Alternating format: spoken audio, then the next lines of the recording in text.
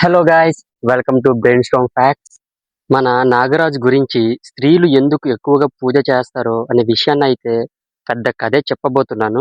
Anthony van లూయింగ్ hose అనే scientist శుక్ర కణాలు అనేది పాము ఆకారంలో ఉంటుంది అని 1677లో కనుక్కున్నారు. కానీ మన ఇండియా వాళ్ళు కొన్ని ఏళ్ల కిందటే కనుక్కున్నారు. రెండు పాములు నిలువుగా ఉండే ఆకారంలో ఉంటే డిఎన్ఏ గాను, ఒక పాము ఆకారంలో ఉంటే స్పెమ్ గాను మన పురాణాల టెంపుల్స్ లో బొమ్మలుగా చెక్కేవారు. దీన్ని బట్టి మానవ జన్మ పాముతో ఎంత బలంగా ముడిపడి ఉందో మన పూర్వీకులకే తెలుసు.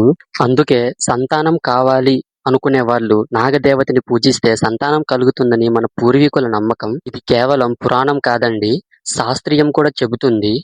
పాములు విషం వాడి ఈ జనరేషన్ లో యాంటీ సిరప్ లాంటి మందులు మన ప్రాణాలని కాపాడుతుంది. అంటే మనల్ని కీడు చేసేవి కూడా మన ప్రాణాలని కాపాడుతుందన్నమాట.